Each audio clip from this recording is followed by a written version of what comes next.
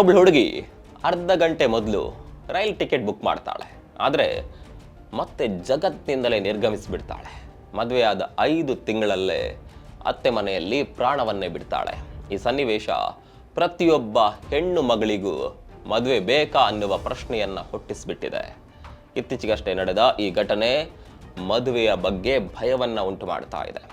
33 ವರ್ಷ ವಯಸ್ಸಿನ ಮಾಜಿ ಮಿಸ್ ಪುಣೆ ತಿಶ್ವಾ ಶರ್ಮಾ ಸಾಯುವ ಕೊನೆ ಗಳಿಗೆಯಲ್ಲಿ ತಾಯಿಗೆ ಫೋನ್ ಮಾಡಿ, ಅಮ್ಮ ಇಲ್ಲಿ ನನಗೆ ಇರೋದಕ್ಕೆ ಆಗ್ತಾ ಇಲ್ಲ, ಪ್ಲೀಸ್ ನನ್ನನ್ನು ಮನೆ ಕರ್ಕೊಂಡು ಹೋಗು ಅಂತ ಗೋಗರೆದಿದ್ದಳು. ಆದರೆ ಅವಳ ತಾಯಿ ಅವಳಿಗೆ ಧೈರ್ಯ ಹೇಳ್ತಾ, ಮಗಳೇ ಎಲ್ಲವೂ ಸರಿ ಹೋಗುತ್ತೆ, ಬಿ ಕಾಮ್ ಅಂತ ಹೇಳಿದಾಗ ಅವಳ ಕೋಣೆಯೊಳಗೆ ಯಾರೋ ಪ್ರವೇಶ ಮಾಡ್ತಾರೆ. ತಿಶ್ವಾ ತಕ್ಷಣ ಕಾಲ್ ಕಟ್ ಮಾಡ್ತಾಳೆ. ಅದಾದ ಕೇವಲ ಅರ್ಧ ಗಂಟೆಯ ನಂತರ ಅದೇ ಮನೆಯಿಂದ ಮತ್ತೆ ಕಾಲ್ ಬರುತ್ತೆ. ತಿಶ್ವಾಳ ಅತ್ತೆ ನಿವೃತ್ತ ನ್ಯಾಯಾಧೀಶೆ ತಿಶ್ವಾ ಈಸ್ ನೋ ಮೋರ್ ಅಂತ ಹೇಳಿಬಿಡ್ತಾರೆ. ಹೌದು, ಈಗ ತಿಶ್ವಾ ಸಾವನ್ನಪ್ಪಿ 6 ದಿನಗಳು ಕಳೆದಿವೆ. ಆದರೆ ಮದುವೆ ನಡೆದು ಕೇವಲ 5 ತಿಂಗಳಷ್ಟೇ ಆಗಿದ್ರಿಂದ ಕುಟುಂಬವು ಇನ್ನೂ ಕೂಡ ಅಂತ್ಯಕ್ರಿಯೆಯನ್ನ ಕೂಡ ಮಾಡಿಲ್ಲ. ತಾಯಿ ಮನೆಗೆ ಹೊರಟ ಹುಡುಗಿ ಇದ್ದಕ್ಕಿದ್ದ ಹಾಗೆ ಹೇಗೆ ಸತ್ಲು? ಅವಳು ಸ್ವತಃ ಜೀವ ತ್ಯಜಿಸಿದ್ಲ? ಅವಳನ್ನ ಕೊಲೆ ಮಾಡಲಾಗಿತ್ತ? ಅಥವಾ ಅವಳನ್ನ ಈ ಸ್ಥಿತಿಗೆ ತಳ್ಳಲಾಗಿತ್ತ? ಅಲ್ಲಿ ಅವಳಿಗೆ ಬೇರೆ ದಾರಿ ಇರಲಿಲ್ವಾ? ಎಲ್ಲವನ್ನ ತೋರಿಸ್ತೀವಿ. ಸ್ನೇಹಿತರೆ ನಮಸ್ಕಾರ, ಚರಿತ್ರೆ ಮತ್ತೊಂದು ವಿಡಿಯೋಗೆ ನಿಮಗೆಲ್ಲ ಪ್ರೀತಿಯ ಸ್ವಾಗತ.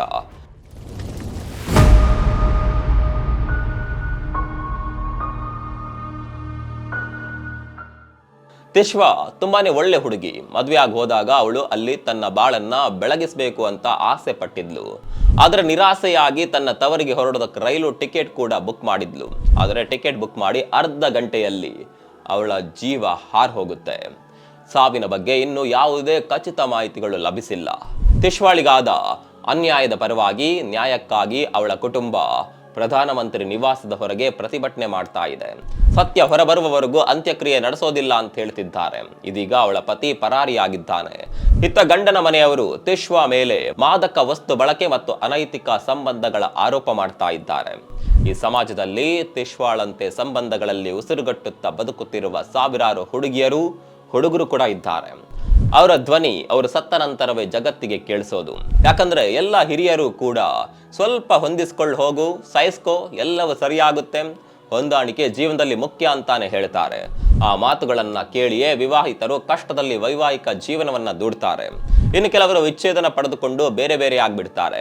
ಹೊಂದಾಣಿಕೆಯಲ್ಲಿ ತಿಶ್ವಾಳಂತೆ ಜೀವ ಕಳೆದುಕೊಳ್ಳುವ ಬದಲು ಬೇರೆಯಾಗಿ ಬದುಕೋದೆ ಸೂಕ್ತ.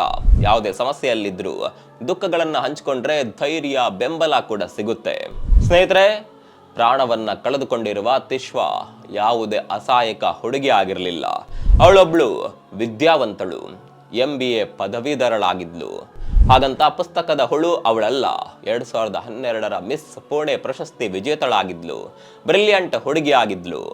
ಒಂದು ಆನ್ಲೈನ್ ಮ್ಯಾಟ್ರಿಮೋನಿ ವೆಬ್ಸೈಟ್ ಮೂಲಕ ಪರಿಚಯವಾಗಿ, ಅಂದ್ರೆ ಕುಟುಂಬದ ಒತ್ತಾಯದ ಮೇಲೆ ಭೋಪಾಲ್ನ ಸಮರ್ ಸಿಂಗ್ ಅನ್ನ ಅರೇಂಜ್ಡ್ ಮ್ಯಾರೇಜ್ ಆಗಿದ್ದಳು. ಅಲ್ಲಿಂದಾನೇ ಅವಳ ಜೀವನ ಟರ್ನಿಂಗ್ ಪಾಯಿಂಟ್ ಅನ್ನ ಪಡೆದುಕೊಳ್ತು. ಹೌದು, arranged marriages are scary, what if your husband or wife turn out like this ಅನ್ನೋದು ತುಂಬಾನೇ ಫೇಮಸ್ ಕೋಟ್. ಅದಕ್ಕೆ ಕಾರಣ ಅರೇಂಜ್ ಮ್ಯಾರೇಜ್ನಲ್ಲಿ ವ್ಯಕ್ತಿಯ ನಿಜ ಸ್ವಭಾವವನ್ನು ಅರ್ಥ ಮಾಡಿಕೊಳ್ಳುವುದು ಬಹಳ ಕಷ್ಟ. ತಿಶ್ವಾ ಮದುವೆಯಾದ ಕುಟುಂಬ ಸಮಾಜದಲ್ಲಿ ಗೌರವವನ್ನು ಹೊಂದಿತ್ತು. ಅವಳ ಗಂಡ ಸಮರ್ ಸಿಂಗ್ ಒಬ್ಬ ಕ್ರಿಮಿನಲ್ ಲಾಯರ್. ಅವಳ ಅತ್ತೆ ಧೀರಾ ಬಾಲಾ ಸಿಂಗ್ ನಿವೃತ್ತ ಜಿಲ್ಲಾ ನ್ಯಾಯಾಧೀಶೆ. ತಿಶ್ವಾಳ ಕುಟುಂಬನೂ ಕೂಡ ಸುವ್ಯವಸ್ಥೆಯಲ್ಲಿತ್ತು. ಅವಳ ಅಣ್ಣ ಭಾರತೀಯ ಸೇನೆಯಲ್ಲಿ ಸೇವೆ ಸಲ್ಲಿಸ್ತಾ ಇದ್ದಾರೆ. ಈ ಸೇನಾ ಕುಟುಂಬಕ್ಕೆ, ಕಾನೂನು ತಜ್ಞರ ಕುಟುಂಬಕ್ಕೆ ತಮ್ಮ ಮಗಳನ್ನ ಮದುವೆ ಮಾಡಿದ್ರೆ ಅವಳು ಸುರಕ್ಷಿತವಾಗಿರ್ತಾಳೆ ಅನ್ನೋದು ನಂಬಿಕೆ ಇತ್ತು. ತಿಶ್ವಾಳಿಗೂ ಕೂಡ ಭೋಪಾಲ್ ತನ್ನ ಹೊಸ ಮನೆ ಆಗಬಹುದು, ತನ್ನ ಜೀವನ ಸುಂದರವಾಗಿರಬಹುದು ಎನ್ನುವ ಕನಸುಗಳು ಇದ್ವು. ಆದರೆ ಎಲ್ಲವೂ ಕೇವಲ 5 ತಿಂಗಳಲ್ಲಿ ಬದಲಾಗೋಗುತ್ತೆ. ಮದುವೆ ನಡೆದಿದ್ದು 2025ರ ಡಿಸೆಂಬರ್ನಲ್ಲಿ, ಅಂದ್ರೆ ಕೇವಲ 5 ತಿಂಗಳ ಹಿಂದೆ. ಮದುವೆ ನಂತರ ಪರಿಸ್ಥಿತಿಗಳು ಬದಲಾಗತೊಡಗಿದವು. ತಿಶ್ವಾಳ ಕುಟುಂಬದ ಆರೋಪದ ಪ್ರಕಾರ ಅವರ ಕುಟುಂಬವನ್ನ ಹೀನಾಯವಾಗಿ ಕಾಣಲಾಗ್ತಾ ಇತ್ತು. ನೀನು ನಿನ್ನ ಮನೆ ನಮ್ಮ ಸ್ಟೇಟಸ್ಗೆ ಸರಿ ಹೋಗೋದಿಲ್ಲ ಅನ್ನುವ ಮಾತನ್ನ ಅತ್ತೆ ಚುಚ್ಚಿ ಹೇಳ್ತಾ ಇದ್ರು. ತಿಶ್ವಾಳ ತಂದೆ ಕೊಟ್ಟಿದ್ದ ಸುಮಾರು 20 ಲಕ್ಷ ಮೌಲ್ಯದ ಷೇರುಗಳು ಮತ್ತು ಹೂಡಿಕೆಗಳನ್ನ ಗಂಡನ ಹೆಸರಿಗೆ ವರ್ಗಾಯಿಸುವಂತೆ ಒತ್ತಡ ಹೇರಲಾಗ್ತಾ ಇತ್ತು. ಆರಂಭದಲ್ಲಿ ತಿಶ್ವಾ ಇದೆಲ್ಲವನ್ನ ವೈವಾಹಿಕ ಒತ್ತಡ ಅಂತ ನಿರ್ಲಕ್ಷ್ಯ ಮಾಡಿದ್ದಿರಬಹುದು. ಮದುವೆ ನಂತರ ಸ್ವಲ್ಪ ಅಸಮಂಜಸತೆ, ಮನಸ್ತಾಪಗಳು ಆಗುತ್ತವೆ ಎಂದುಕೊಂಡಿರಬಹುದು. ಅದೇ ಸಮಯಕ್ಕೆ ಪೋಷಕರು ಸಹ ಸ್ವಲ್ಪ ಅಡ್ಜಸ್ಟ್ ಮಾಡ್ಕೋ ಅಂತ ಹೇಳ್ತಾ ಇದ್ರು.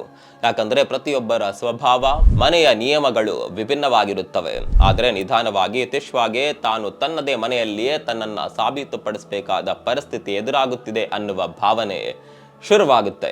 ಗರ್ಭಧಾರಣೆ ವಿಷಯದಲ್ಲಿಯೂ ಅವಳ ಮೇಲೆ ತುಂಬಾ ಒತ್ತಡ ಹೇರಲಾಗಿತ್ತು.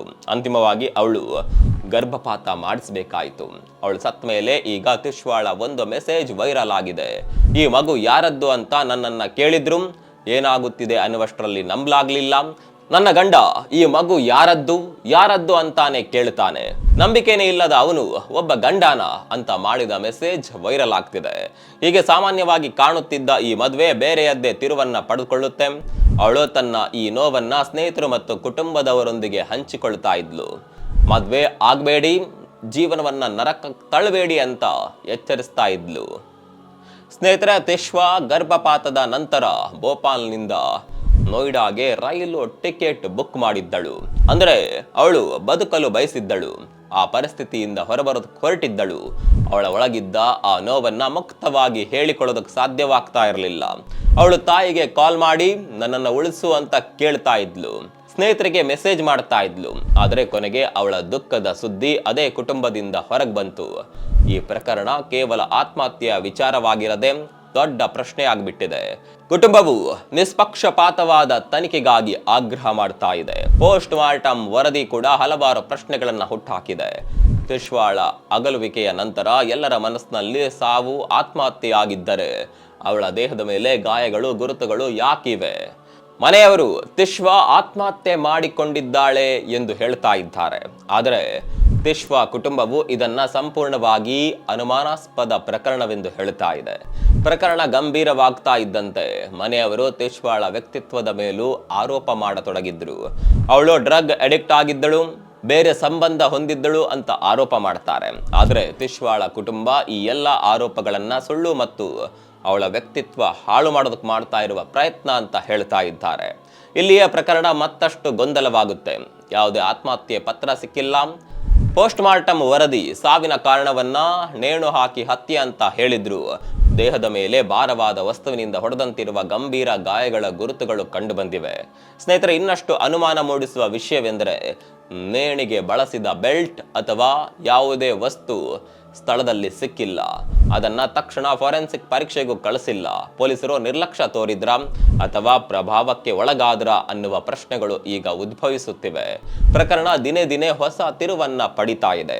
ಮನೆಯವರ ಆರೋಪಗಳಿಗೆ ವಿರುದ್ಧವಾಗಿ ತಿಶ್ವಾಳ ಲ್ಯಾಬ್ ವರದಿಯು ಸಂಪೂರ್ಣ ಸಾಮಾನ್ಯವಾಗಿದೆ. ಅವಳ ದೇಹದಲ್ಲಿ ಡ್ರಗ್ಸ್ ಅಥವಾ ವಿಷದ ಯಾವುದೇ ಗುರುತು ಸಿಕ್ಕಿಲ್ಲ. ಆದರೆ ಇದು ಆತ್ಮಹತ್ಯೆ ಆಗಿದ್ರೆ ಗಾಯದ ಗುರುತುಗಳು ಹೇಗೆ ಬಂದವು? ನೇಣಿಗೆ ಬಳಸಿದ ವಸ್ತು ಎಲ್ಲಿ ಹೋಯಿತು? ಸತ್ಯ ಗೊತ್ತಿಲ್ಲ. ಅಂತಿಮ ನಿರ್ಧಾರವನ್ನ ನ್ಯಾಯಾಲಯವೇ ತೆಗೆದುಕೊಳ್ಳಲಿದೆ. ಆದರೆ ಆರಂಭಿಕ ಹಿಂಜರಿಕೆಯ ನಂತರ ಪೊಲೀಸರು ಕಿರುಕುಳ ಮತ್ತು ಆತ್ಮಹತ್ಯೆಗೆ ಪ್ರೇರೇಪಣೆ ಸೇರಿದಂತೆ ಗಂಭೀರ ಆರೋಪಗಳಡಿ ಪ್ರಕರಣವನ್ನ ದಾಖಲಿಸಿದ್ದಾರೆ. ಈ ಪ್ರಕರಣ ನಿಜವಾಗಿಯೂ ಅತ್ಯಂತ ಆತಂಕಕಾರಿ ಮತ್ತು ಮನ ಕಲಕುವಂತಿದೆ. ಪ್ರಕರಣದ ಗಂಭೀರತೆಯನ್ನ ಗಮನದಲ್ಲಿಟ್ಟುಕೊಂಡು ಪೊಲೀಸರು ತನಿಖೆಗಾಗಿ ವಿಶೇಷ ತನಿಖಾ ತಂಡವನ್ನ ರಚಿಸಿದ್ದಾರೆ. ತಿಶ್ವಾ ನಿಜವಾಗಿಯೂ ಅಲ್ಲಿಂದ ತಪ್ಪಿಸಿಕೊಳ್ಳೋದಕ್ಕೆ ಬಯಸಿದ್ರ? ಆ ರಾತ್ರಿ ಏನಾಯಿತು ಅನ್ನೋದು ಪ್ರಶ್ನೆಯಾಗಿಯೇ ಉಳಿದಿದೆ. ಅದ್ಯಾಗೋ ತಿಶ್ವಾಳ ಈ ಮರಣ ಜನರನ್ನ ಬೆಚ್ಚಿ ಬೀಳಿಸಿದೆ. ಯಾಕಂದ್ರೆ ಮದುವೆಯಾಗಿ ಕೇವಲ 5 ತಿಂಗಳಲ್ಲೇ ಒಬ್ಬ ಯುವತಿ ಸಾವನ್ನಪ್ಪಿದ್ದಾಳೆ. ಹೊರಗಿನಿಂದ ಸಾಮಾನ್ಯವಾಗಿ ಕಾಣುತ್ತಿದ್ದ ಮನೆ, ಸುರಕ್ಷಿತ ಅಂತ ಕರೆಯಲ್ಪಡುವ ಗಂಡನ ಮನೆ ಕೆಲವೇ ತಿಂಗಳಲ್ಲಿ ಅವಳಿಗೆ ಕಾರಾಗೃಹದಂತಾಯಿತು. ಕೇವಲ 5 ತಿಂಗಳೊಳಗೆ ಒಬ್ಬ ಮಗಳು ತನ್ನ ತಾಯಿಗೆ ಕಾಲ್ ಮಾಡಿ ಇಲ್ಲಿ ನಾನು ಟ್ರ್ಯಾಪ್ ಆಗಿದ್ದೇನೆ ಅಂತ ಹೇಳುವ ಸ್ಥಿತಿ ಎದುರಾಯಿತು. ಈ ಆರೋಪಗಳು ಈಗ ನಿವೃತ್ತ ಜಿಲ್ಲಾ ನ್ಯಾಯಾಧೀಶೆ ಮತ್ತು ಕ್ರಿಮಿನಲ್ ಲಾಯರ್ ಕುಟುಂಬದ ವಿರುದ್ಧ ಕೇಳಿ ಬರ್ತಾ ಇದೆ. ತಿಶ್ವಾಳ ಗಂಡ ಪರಾರಿಯಾಗಿದ್ದಾನೆ. ಅತ್ತೆಗೆ ಜಾಮೀನು ದೊರೆತಿದೆ. ನೇಣು ಹಾಕಲು ಬಳಸಿದ ವಸ್ತು ಇನ್ನೂ ಸಿಕ್ಕಿಲ್ಲ. ದೇಹವನ್ನ ಯಾವ ವಸ್ತುವಿನಿಂದ ನೇಣು ಹಾಕಲಾಯಿತು ಎಂಬುದು ಸ್ಪಷ್ಟವಾಗಿಲ್ಲ. ಪೊಲೀಸರ ಆರಂಭಿಕ ವರ್ತನೆ ಮತ್ತು ತನಿಖೆಯ ಕ್ರಮಗಳನ್ನ ನೋಡಿ ತಿಶ್ವಾ ಕುಟುಂಬಕ್ಕೆ ಸಂಪೂರ್ಣ ನಂಬಿಕೆ ಉಳಿದಿಲ್ಲ. ಆದ್ರಿಂದ ಅವರು ಸಿಬಿಐ ತನಿಖೆಗೆ ಆಗ್ರಹ ಮಾಡ್ತಾ ಇದ್ದಾರೆ. ತಿಶ್ವಾಳ ಕುಟುಂಬ ಪೋಸ್ಟ್ ಮಾರ್ಟಮ್ ಭೋಪಾಲ್ನಲ್ಲಿ ಅಲ್ಲ, ದೆಹಲಿಯ AIIMSನಲ್ಲಿ ನಡಿಬೇಕು. ವಿಚಾರಣೆ ಸ್ಥಳೀಯ ಪ್ರಭಾವದಿಂದ ದೂರವಾಗಿರಬೇಕು. ಯಾರು ತಮ್ಮ ಪ್ರಭಾವವನ್ನ ಬಳಸಿ ಸತ್ಯವನ್ನ ಮರೆಮಾಚಬಾರದು ಅನ್ನುವ ಬೇಡಿಕೆಯನ್ನ ಇಡ್ತಾ ಇದ್ದಾರೆ. ಆಕೆಗೆ ಯಾವ ರೀತಿಯ ನ್ಯಾಯ ಸಿಗುತ್ತೆ ಅನ್ನೋದನ್ನ ಕಾದ್ ನೋಡಬೇಕು. ಸ್ನೇಹಿತರ, ಹೊರಗಿನಿಂದ ಎಷ್ಟೇ ಗೌರವಾನ್ವಿತ, ವಿದ್ಯಾವಂತ ಅಥವಾ ದೊಡ್ಡ ಕುಟುಂಬದವರಾಗಿದ್ದರೂ ಅದರೊಳಗಿನ ಪರಿಸ್ಥಿತಿ ಹೇಗಿದೆ ಅನ್ನೋದು ನಮ್ಗೆ ಗೊತ್ತಾಗೋದಿಲ್ಲ. ಅದರಿಂದ ಮದುವೆ ಅನ್ನೋದು ಕೇವಲ ಸ್ಟೇಟಸ್, ಹಣ ಅಥವಾ ಕುಟುಂಬದ ಹೆಸರು ನೋಡಿ ಮಾಡುವ ನಿರ್ಧಾರವಾಗಬಾರದು. ಪರಸ್ಪರ ಗೌರವ, ನಂಬಿಕೆ ಮತ್ತು ಮನಸ್ಸಿನ ಸುರಕ್ಷತೆಯೂ ಕೂಡ ಮುಖ್ಯ. ಯಾವುದೇ ಸಂಬಂಧದಲ್ಲಿ ಒಬ್ಬ ವ್ಯಕ್ತಿ ತನ್ನ ಅಸ್ತಿತ್ವವನ್ನೇ ಕಳೆದುಕೊಳ್ಳುವ ಪರಿಸ್ಥಿತಿ ಬರಬಾರದು. ಅಡಕತ್ತರಿಯಲ್ಲಿ ಸಿಕ್ಕಿದ್ದರೂ ಅದರಿಂದ ಹೊರಬರುವ ವಿಧಾನಗಳನ್ನ ಹುಡುಕಿಕೊಳ್ಳೋದು ಆದ್ಯತೆಯಾಗಿರಲಿ. ತಿಶ್ವಾಳಿಗಾದ ಅನ್ಯಾಯದ ಬಗ್ಗೆ ನಿಮ್ಮ ಅನಿಸಿಕೆಯನ್ನು ಕಾಮೆಂಟ್ ಮಾಡಿ. ಮತ್ತೊಂದು ವಿಡಿಯೋದಲ್ಲಿ ಸಿಗೋಣ. ಅಲ್ಲಿವರೆಗೂ ನಮಸ್ಕಾರ.